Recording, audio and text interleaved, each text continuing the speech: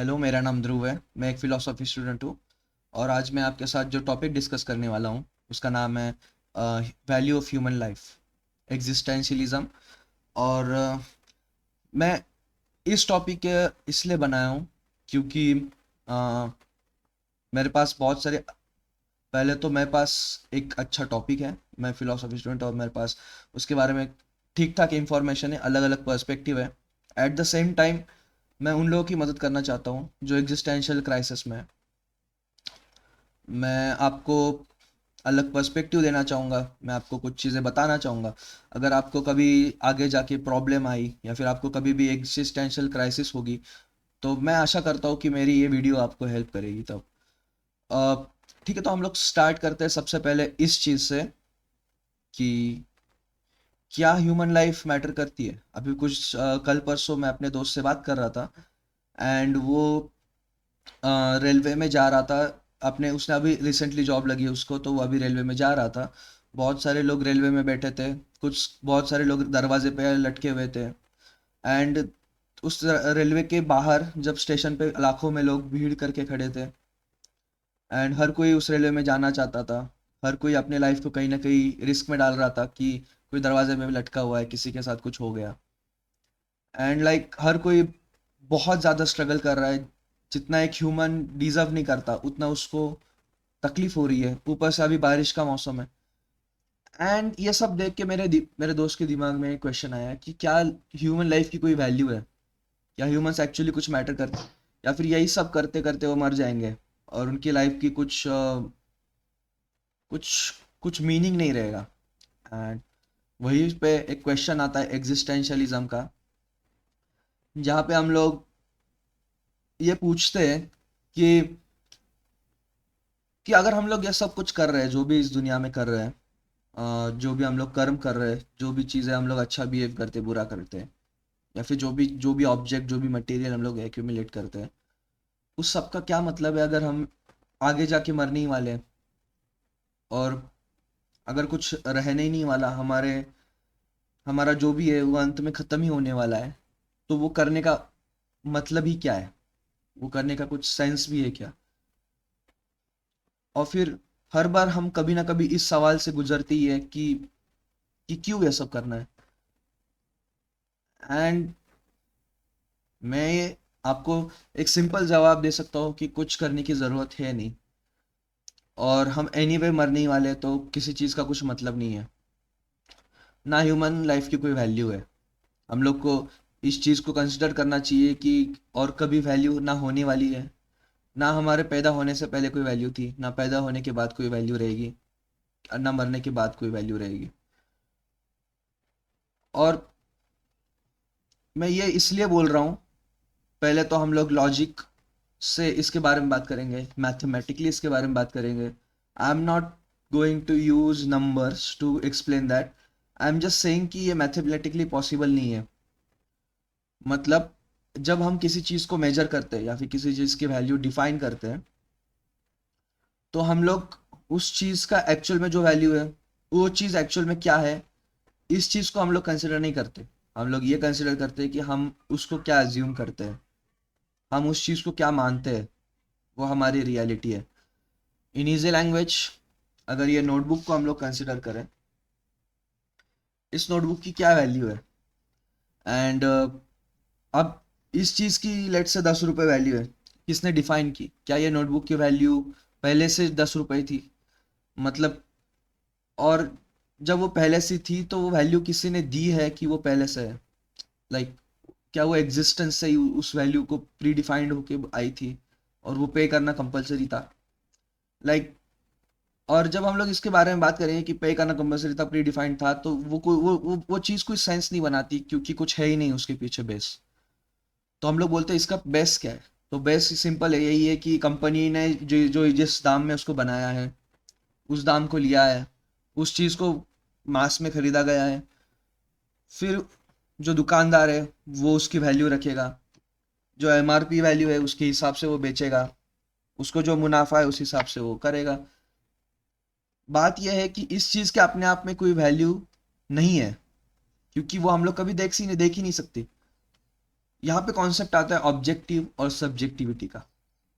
कोई चीज़ ऑब्जेक्टिवली क्या वैल्यू रखती है और सब्जेक्टिवली क्या वैल्यू रखती है, मतलब किसी चीज़ की अपने आप में क्या वैल्यू है, और ह्यूमंस ने कलेक्टिवली या फिर इंडिविजुअली उस चीज़ की क्या वैल्यू डिफाइन की है।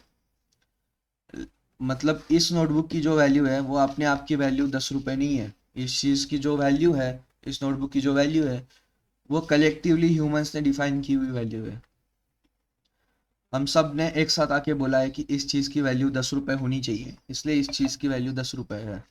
हम लोग सब लोग इस चीज़ को मानते हैं कि इस चीज़ की वैल्यू 10 रुपये होनी चाहिए, इसलिए इसकी वैल्यू 10 रुपये है। एंड इसी चीज़ को पकड़ के दूसरा क्वेश्चन और दूसरा कॉन्सेप्ट आता है कि अजम्पशन के बियॉन्ड कुछ है क्या, like and then like mathematically assumption के बियॉन्ड कुछ नहीं है, but at the same time वो अजम्पशन हर बार गलत होंगे ये पॉसिबल नहीं है। अगर आप मैथमेटिक्स को ठीक से एक स्पेसिफिक डायरेक्शन में लेके जाओगे तो वो बहुत सारे नेचर के राजों को ओपन करती है, वो सारे सीक्रेट्स को वो ओपन करती है, और हम लोग को बहुत सारे नॉट एग्जैक्टली ऑब्जेक्टिव बट बहुत हद तक ऑब्जेक्टिव के पास की नॉलेज अपने को प्रोवाइड करते हैं। जैसे कि लॉ ऑफ फिजिक्स जो कि ऑब्जेक्टिव रहते हैं हमेशा। और फिर दूसरी चीज़ ये आती है कि लेट्स से तो ठीक है हम लोग नहीं कर सकते, बट उससे भी बड़ा क्वेश्चन ये आता है कि जो इंसान सब्जेक्टिवली चीज़ों की वैल्यू डिफाइन करता है उसकी खुद की वैल्यू कौन डिफाइन करेगा। मतलब जो इट्स लाइक हम लोग जब बात करते हैं देकार्त की, तो देकार्त भी कहीं ना कहीं इसी चीज़ को लेके बात करता है। जब हम लोग बोलते हैं कि डाउट का कॉन्सेप्ट आता है कि हर चीज़ के बारे में डाउट लो, जब वो उसने अपने डाउट के बारे में कॉन्सेप्ट को लिया और बोला कि डाउट को एज अ टूल यूज़ करो ताकि तुम ट्रुथ के पास पहुंच सको। And funny thing is that Descartes भी कहीं ना कहीं मैथमेटिशियन ही था।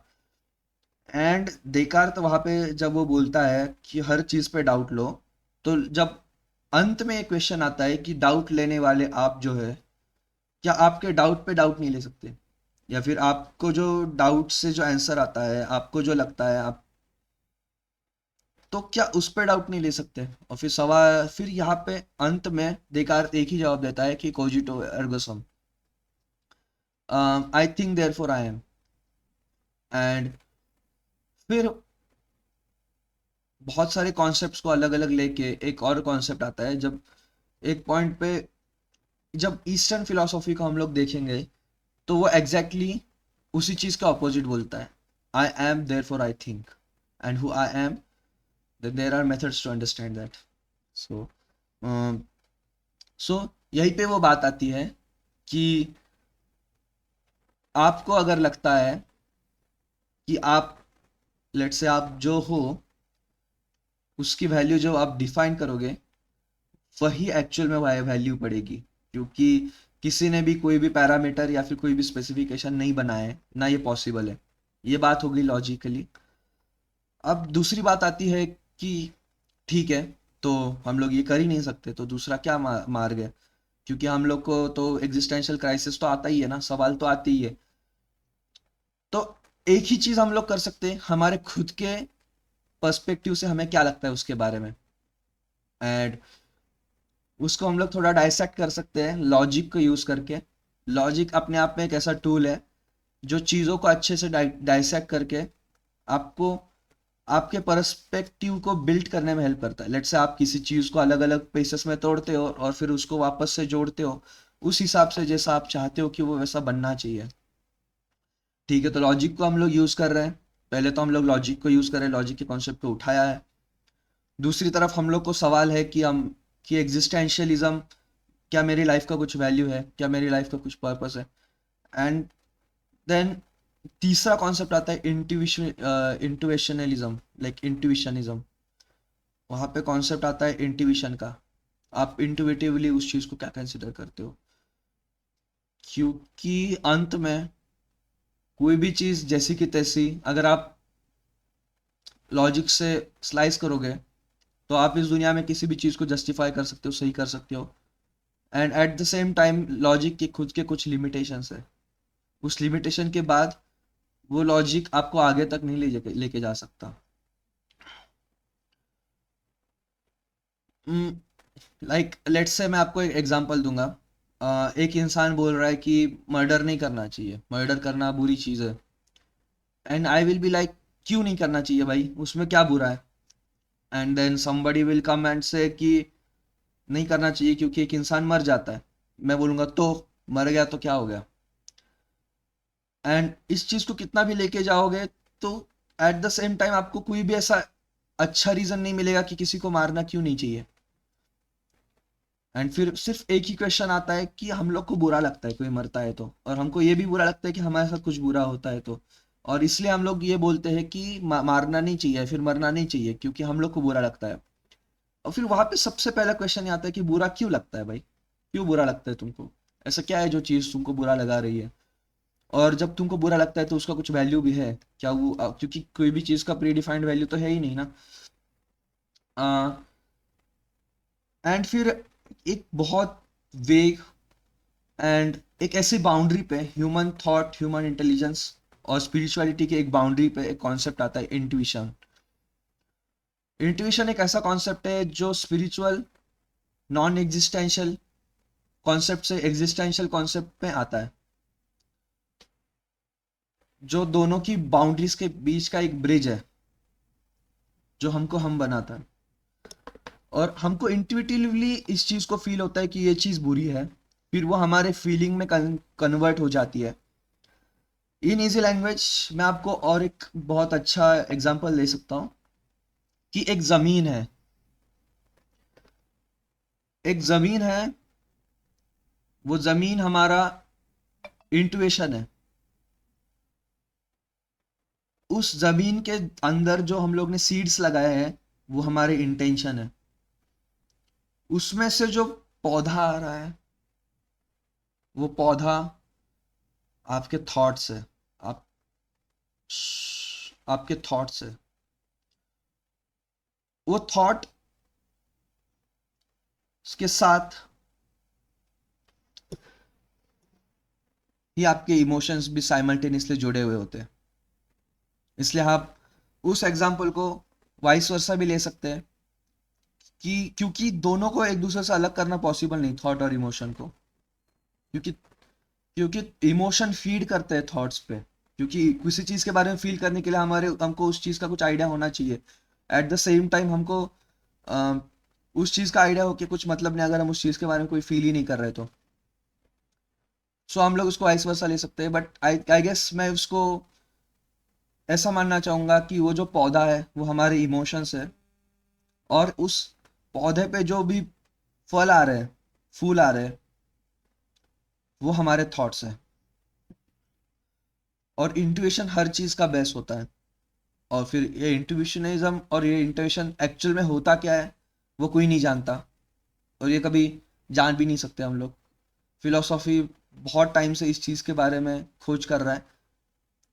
एंड यही इंट्यूशन हर इंसान को अलग बनाता है। क्योंकि अगर तुम दो लोगों को एक सेम लाइफस्टाइल, सेम जिंदगी से लेके जाओगे तो भी एंड रिजल्ट सेम आने की चांसेस बहुत कम है, या फिर पॉसिबल ही नहीं है। क्योंकि दोनों भी सेम जिंदगी जीने के बाद भी उनका खुद का कुछ है जो वो उसमें डाल रहे हैं, और वो खुद का कुछ का ओरिजिन इंट्यूशन से रिफ्लेक्ट होता है। उनका ट्रू नेचर इंट्यूशन से सिर्फ रिफ्लेक्ट होता है। Reflection is not actual what it is. And so ठीक है, हम लोग ने एक स्पिरिचुअल एस्पेक्ट भी ले लिया, हम लोग ने एक लॉजिकल एस्पेक्ट भी ले लिया, और हम लोग ने एग्जिस्टेंशियलिज्म का कॉन्सेप्ट अपने सामने रखा। एंड फिर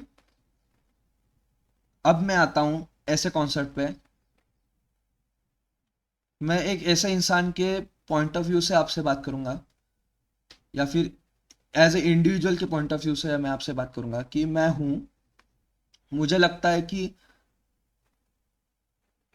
मुझे लगता है कि मेरे लाइफ का कोई मतलब है कि नहीं, मैं क्या कर रहा हूँ जिंदगी में, मैं कहाँ पे जाऊंगा, मेरा शुरुआत क्या है, मेरी अंत क्या है। और क्या मेरा शुरुआत का कुछ मतलब है? क्योंकि अगर अंत ही होने वाला है तो शुरुआत का क्या मतलब? जो भी चीज़ मेरी है वो तो कुछ मैटर ही नहीं करेगी, क्योंकि मैं तो मरने वाला हूँ। फिर मैं आपको सबसे पहले ये क्वेश्चन आता है जो कि बहुत हद तक रूड भी लगता है, पर I don't think that is actually rude. Actually that is most sensible question. कि ठीक है, तो तुमको ऐसा क्वेश्चन आ रहा है तो तुम मर जाओ ना। लाइक तुम सुसाइड क्यों नहीं कर रहे? And then the question comes कि नहीं, मुझे मौत से डर लगता है। लाइक मुझे बुरा लगता है मरने के बारे में। And that makes completely sense, क्योंकि हम लोग ने इंट्यूशनलिज्म को कंसिडर किया है, हम लोग ने इंट्यूशन को कंसिडर किया है। तो ठीक है, हम लोग के पास एक ऑब्जेक्ट आता है कि आपको सबसे पहले क्वेश्चन ये आ रहा है कि कुछ मतलब है क्या मेरे जिंदा होने का और मरने का। और दूसरा क्वेश्चन आ रहा है, लाइक दूसरा उसका आंसर आ रहा है कि ठीक है, मुझे ये सब चीजें समझ में आ रहा है, मुझे लॉजिकल उसका एस्पेक्ट दिख रहा है, पर मुझे जो फील हो रहा है, मुझे जो चीजें उसके बारे में अच्छा या बुरा लग रहा है, उस चीज को कहीं ना कहीं मैं प्रायोरिटाइज करता हूँ, वो मेरी प्रायोरिटी है। तो फिर हम लोग के पास एक ऑब्जेक्ट है जिसके जिसके ऊपर हम लोग वर्क कर सकते हैं, और वो है कि हम लोग को क्या फील होता है और हम लोग को क्या लगता है कि वो चीज़ कैसे होनी चाहिए, और वो चीज़ हम लोग को कैसा फील कराती है। तो हम लोग डायरेक्टली उसी डायरेक्शन में क्यों नहीं जा सकते? ऐसी कौन सी चीज़ है जो हमको रोक रही है हम लोग को अपने ही इंट्यूशन को जैसा है वैसा ही फॉलो करने के लिए? Like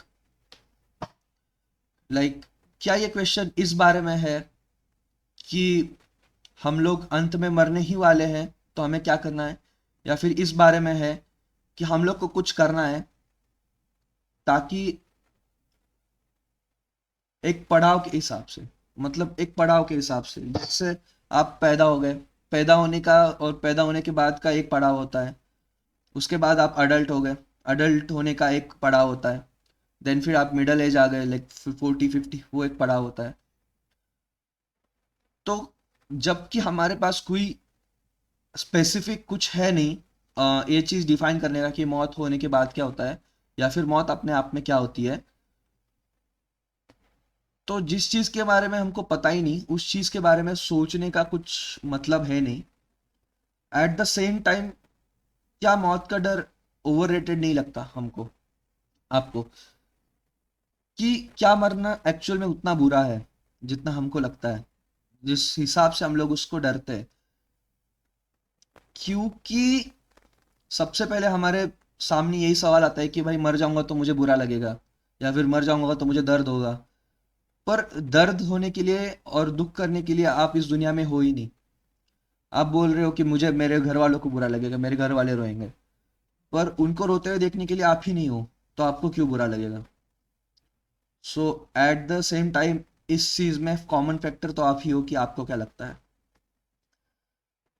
and so but at the same time, जब हमने पहली बात की थी कि इंट्यूशनलिज्म के बारे में, जब हम लोग ने ये बोला था कि भाई बुरा लगता है, एंड इस चीज़ के बारे में कि मैं मर जाऊंगा आगे जाके, इस चीज़ के बारे में मुझे आज बुरा लगता है। सो बुरा तो तुमको आज लग रहा है ना, मरने के बाद बुरा लगने के लिए तुम हो ही नहीं। बस आज में तुमको जो बुरा लग रहा है उसी के हिसाब से तुम एक्शन ले रहे हो। तो कहीं ना कहीं तुम्हारा इंट्यूशन तुमको ये बताने की कोशिश कर रहा है कि मौत आएगी, जब आएगी तब आने दो। वो चीज़ कुछ सेंस नहीं बनाती, क्योंकि उस चीज़ के बारे में तुमको कुछ पता ही नहीं है। जब तुम बच्चे थे तो तुमको कभी भी इस बारे में नहीं पता था कि एडल्ट होना क्या होता है, वो सिर्फ तुम्हारा अजम्पशन था बाकियों को देख के। तो आज तुम एडल्ट हो, जब जो आगे जाके मरने वाला है, तुमको पता नहीं मरने के बाद क्या होता है, तो तुम सिर्फ उसके अजम्पशन में जीते हो। तो मैं बोल रहा हूँ कि इस चीज़ के अननेसेसरी अजम्पशन में जीने से अच्छा, जो प्रेजेंट का एक्चुअल फैक्ट तुम्हारे सामने है, जो प्रेजेंट का ऑब्जेक्टिविटी तुम्हारे सामने है, उसमें जीना ज़्यादा सेंस बनाता है। Not as a logically, but even as a intuitively. क्योंकि लॉजिक का बेस भी तुम्हारा इंट्यूशन ही है, क्योंकि तुम्हें कोई चीज़ लॉजिकल इसीलिए लगता है क्योंकि तुमको इंट्यूशनली ये फील होता है कि वो चीज़ वैसी होगी। एंड इंट्यूशन का कोई भी बेस या फिर कोई भी अंडरस्टैंडिंग है नहीं। सो यहाँ पे सबसे पहला ये क्वेश्चन आता है कि तुम कैसे मरते हो इससे ज़्यादा ज़रूरी है तुम कैसे जीते हो। और जीने के बाद तुमने जितना तुमको मजा करना था, जो भी तुमको उस चीज में अचीव करना था, जो भी तुम्हारा तुम्हें लगता है कि उसमें जो भी तुमको जो भी उस चीज में से तुमको बाहर निकालना है, आउटकम जो भी बाहर निकालना है उस चीज में से, वो तुमने निकाल लिया। तुम्हारा जीने का मतलब तुम्हारा जीना जैसा होना चाहिए था वैसा तुमने जी लिया। जैसा होने का तुमको एक आइडिया था वैसा तुमने उसको फॉलो किया, वो खत्म हो गया। अब उसके बाद जो होने वाला है वो तुमको उसके बाद ही देखने को मिलेगा कि वो क्या होगा। उस चीज वो सीक्रेट अभी तक तुम्हारे सामने कभी रिवील नहीं हुआ, न तब होने वाला है। वो सिर्फ तभी तुमको उस टाइम के ऑब्जेक्टिविटी में ही पता चलेगा।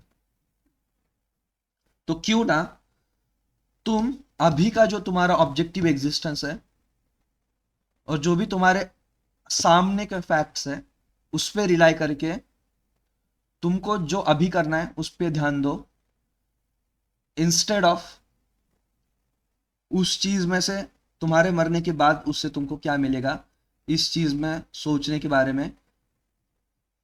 क्योंकि क्योंकि बात ये आती है कि मरने तक तो तुमने मजे किया ना, मरने तक तो तुमने जो भी चाहिए था वो तो किया ना। मरने के बाद बात की बात बाद में देख लेंगे। क्योंकि अभी तक तुमने जो किया वो यही सोच के किया कि उसके बाद की बात बाद में देख लेंगे।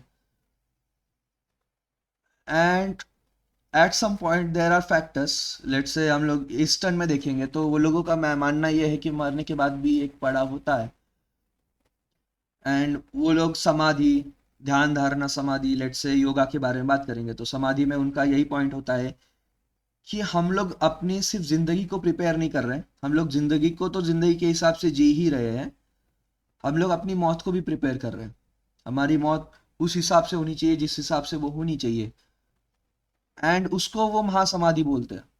एंड जब तुम देखोगे तो सारे ही धर्मों में यही चीज, यही फैक्टर सेम होता है। मतलब किसी भी समाज में जब हम लोग सेंट, साधु, ये लोग एग्जिस्ट करते ही है, let's say Islam, Christian, Hindu, कहीं पे भी, और उनका जो पिनाकल होता है वहां पे सेम चीज आती है कि उन्होंने अपनी समाधि ले ली। हर किसी ने समाधि ले ली थी और उन्होंने अपने हिसाब से अपनी डेथ को चुना जिस तरह से वो एग्जिस्ट ना करे। पर वो हो गया पूरी तरह से स्पिरिचुअल एस्पेक्ट। हम लोग उस एस्पेक्ट के बारे में बात कर रहे हैं जो अभी के लिए है, प्रेजेंट में, जो हमारा भौतिक एस्पेक्ट है। ना आध्यात्मिक, भौतिक, ना आधि भौतिक, भौतिक, सिर्फ भौतिक। एंड फिर वहां पे बात आती है श्री कृष्णा ने भगवत गीता में जो बोली थी कि फल की चिंता मत करो, सिर्फ तुम अपने कर्म करो। एंड इसमें से मैं ये कॉन्सेप्ट लेता हूं, जब वो फल के बारे में बात करते हैं, जब वो आउटकम के बारे में बात करते हैं, तो वो ये नहीं बोल रहे कि अच्छा फल या फिर बुरा फल। वो बोल रहे हैं कि कॉन्सिक्वेंस कभी तुम्हारे हाथ में था ही नहीं, ना उस चीज में आगे जो होगा वो तुमको पता है। मतलब लेट से तुमको लगा कि मैं आज दुनिया का सबसे बड़ा क्रिकेटर बनूंगा, तुमने उसके लिए प्रैक्टिस की, एक दिन भूकंप आया, इमारत पूरी तुम्हारे सर पे गिर गई, तुम मर गए। And eight the same time तुमको लगा कि मैं जिंदगी में कुछ नहीं कर सकता, और आगे से तुमको कॉल आया कि भाई तुमको ये बहुत बड़ी जॉब लग गई, लाइक, या फिर तुम्हारी लॉटरी लग गई। लाइक कुछ सेंस नहीं बनाती लाइफ, क्योंकि फ्यूचर कभी भी तुम कंट्रोल नहीं कर सकते। तो जो चीज़ तुम कंट्रोल नहीं कर सकते उस चीज़ के बारे में सोच के कुछ फायदा ही है ही नहीं। तुम प्लानिंग कर सकते हो कुछ हद तक अपनी ज़िंदगी को, पर उस प्लान के हिसाब से वो चीज़ जाएगी ही, इसकी कोई गारंटी नहीं है। तो उसका कोई भी आउटकम आने दो, कुछ फर्क नहीं पड़ता। फर्क सिर्फ इस बात से पड़ता है कि तुम उस आउटकम के लिए जो भी जर्नी फॉलो कर रहे हो, जो भी उस चीज़ के लिए तुम कर्म कर रहे हो, क्या वो कर्म करते हुए तुम खुश हो? क्या वो कर्म करना तुम्हें अपने आप में ही एक फल है? अगर तुम्हारा कर्म ही तुम्हारा फल है तो तुमको उसके बाद के कॉन्सिक्वेंस के बारे में सोचना का कोई कोई मतलब नहीं है, या फिर कोई ज़रूरत नहीं है। क्योंकि वो कॉन्सिक्वेंस भी जो तुमको लगता है कि अंत है, वो भी सिर्फ तुम्हारा ऑनगोइंग पाथ है। और हर अंत एक शुरुआत होती है, क्योंकि कभी भी कोई भी चीज़ शुरुआत होना पॉसिबल ही नहीं है, क्योंकि हर चीज़, पूरी दुनिया एक कांस्टेंट फ्लक्स में है। एक एक कांस्टेंट लाइन में है, एक कांस्टेंट जर्नी है, एक कांस्टेंट स्ट्रेट पाथ है, एक एक एक एक कभी ना रुकने वाली रेलवे है, जो रेलवे कभी शुरू ही नहीं हुई थी, ना ना कभी कभी खत्म होने वाली है। एक ऐसे रेल के पाथ पे जा रही है जो हमेशा हमेशा आगे बढ़ने वाली रेलवे है और कभी ना खत्म होने वाला पाथ है उसका। तो फिर उस चीज के प्रेजेंट और, तो क्या मैं इससे ये कहना चाहता हूँ आपको कि आपने प्रेजेंट में जिए और फ्यूचर की चिंता ना करें? मे बी, पर आई डोंट थिंक मैं इसको 100% वैसे भी देखना चाहूंगा। मैं सिर्फ आपको ये कहना चाहता हूँ कि उसको कंसिडर करें जो आज आपके पास है, क्योंकि आपके पास वो फैक्चुअली सॉलिडली आपके आंखों के सामने है, और उसके एविडेंस की आपको ज़रूरत नहीं है। वो है जैसा है वैसा आपके सामने है, और आपके सामने जो ऑब्जेक्ट्स है उनको आप आज जैसे चाहिए वैसे यूज़ कर सकते हैं, जब आप, ताकि आपका फ्यूचर का प्रेजेंट वैसा हो जैसा आपके प्रेजेंट की स्ट्रीम से चल रहा है।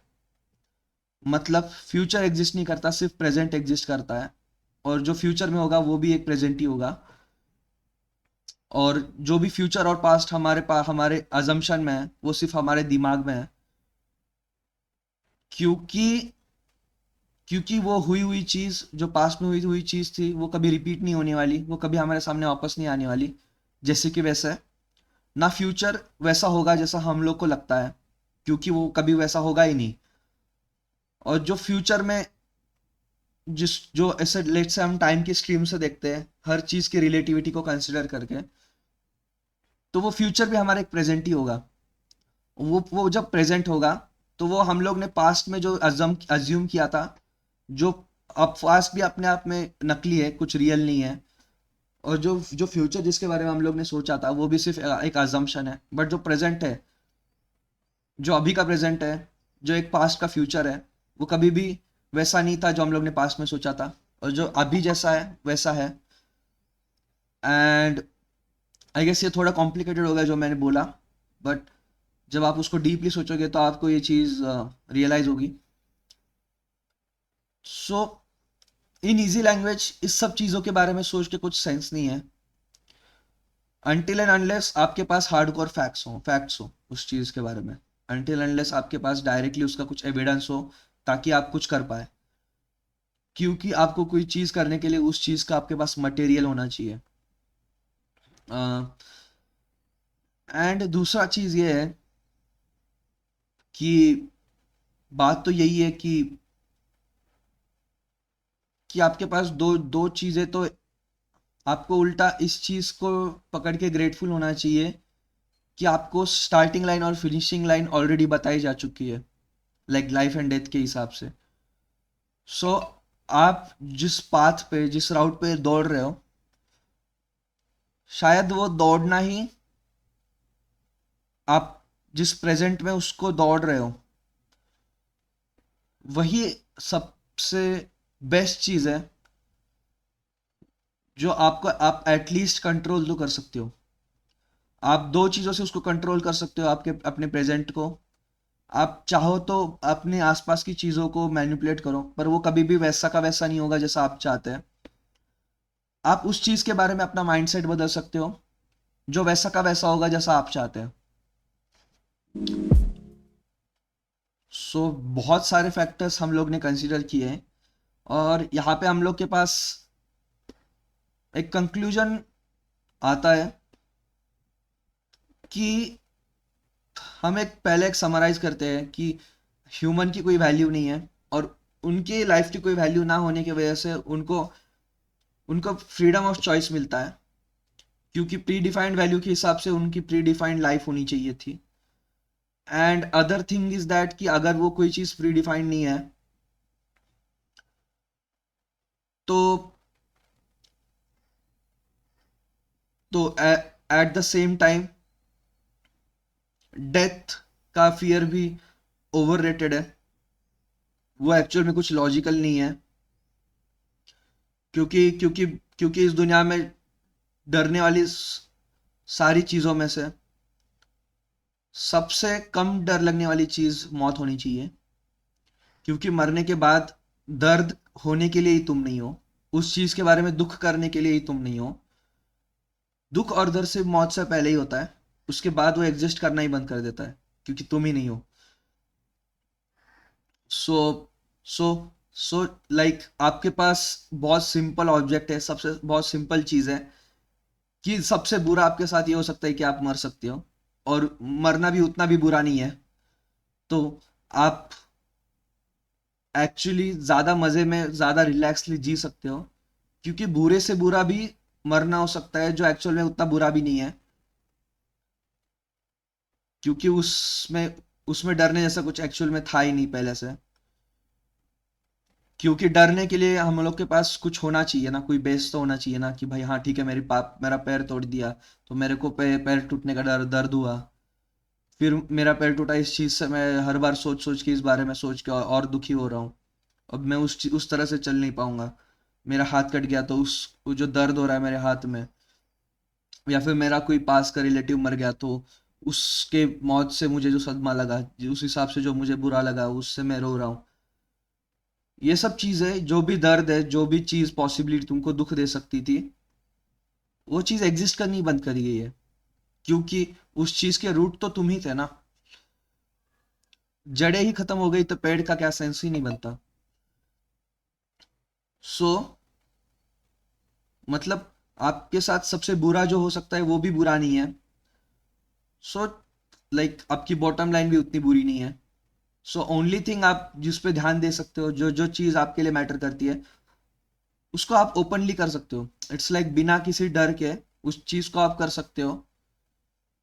वो चीज आपको वहां पे नहीं लेके जाएगी जहां पे आप जाना चाहते हो, क्योंकि एक्चुअल में आप जानते ही नहीं हो आपको क्या चाहिए इस दुनिया में। पर वो चीज आपको एटलीस्ट वहां पे लेके जाएगी जहां पे आपको जाना चाहिए, जहां पे आप बिलोंग करते हो। एंड आपका प्रेजेंट आपके प्रेजेंट को ही डिफाइन करेगा, और आपका प्रेजेंट आपको वो देगा जो आपको चाहिए, जो जो चीज आपकी नीड है, जो चीज आपके लिए बेस्ट है, क्योंकि आपका प्रेजेंट ही आपके आपके कर्मा को बनाता है। And there is where my conclusion is कि there is no sense behind the considering the things which are imaginary, which are not factual, not in real. At the same time, at the same time, what is real should be mainly considered. क्योंकि सबसे important और सबसे last topic जो मेरा conclusion में define कर रहा हूं, वो यही है। और यही बोल के मैं कंक्लूड करूंगा कि तुम्हारे दिमाग, आपके जो भी दिमाग है, दिमाग में माइनस करने का कोई भी चॉइस नहीं होता, कोई भी ऑप्शन नहीं होता। आप किसी भी चीज को माइनस नहीं कर सकते, किसी भी चीज को आप दिमाग से मिटा नहीं सकते। आप अपनी यादों को, अपनी सोच को मिटा नहीं सकते। आप सिर्फ चीजों को रिप्लेस कर सकते हो, बाकी चीजों को ज्यादा उसमें डाल के। मतलब आप अगर फ्यूचर की एंजाइटी में जी रहे हो, ये अज्यूम करके कि आपकी लाइफ में कुछ मीनिंग नहीं है, क्योंकि फ्यूचर में आप मरने ही वाले हो और जो भी चीज आपकी है वो आगे नहीं रहेगी। Eight the same time eight the same time वो सिर्फ आपका अजम्पशन है। पर उस अजम्पशन को और उस थॉट को आप सिर्फ तभी मिटा सकते हो जब आप आपके प्रेजेंट पे ज्यादा कंसंट्रेट करोगे, और उस चीज के सारे ऑब्जेक्ट्स को एक साथ लेके उसको ठीक से कोऑर्डिनेट करके, आप क्या उन सब चीजों को, उन सब आपके प्रेजेंट के जिक्सॉ पजल के सारे छोटे छोटे पीसेस को लेके, क्या आप वो पजल अपने प्रेजेंट में बना सकते हो जो पजल आप बनाना चाहते हो। और जब वो बनेगा तब वो नहीं बनेगा जो आप बनाना चाहते हो, पर आपने कोशिश तो की जो आप बनाना चाहते हो वो बनाने की। जब वो बनेगा तो वो बनेगा जो आप सोच भी नहीं सकते हो कि वो उतना बेहतर बन सकता है, जितना बेहतर, मतलब आपके एक्सपेक्टेशन से हमेशा वो बेटर ही निकलेगा। वो भले ही बाकियों की नज़रों में बहुत बदतर है जो आपको लगा है, पर आपको हमेशा पता चलेगा कि वो चीज़ वो क्या है। और इस चीज़ को डिफाइन करने के लिए एक पैरामीटर होता है, जो पैरामीटर ऑफ कोर्स हम लोग फिजिकली कभी काउंट नहीं कर सकते, पर उसके लिए हम लोग एक लॉजिकल बेस यूज करके सिर्फ स्पेसिफिकेशन से डायसेक्ट कर सकते हैं, एंड उसको कर्मा बोलते हैं। कर्मा के कॉन्सेप्ट के बारे में हम लोग स्पेसिफिकली आगे जाके बात करेंगे। और फिर अभी मैंने जो बोला उस चीज़ के बारे में सोचिए। मैं जा रहा हूँ, बाय।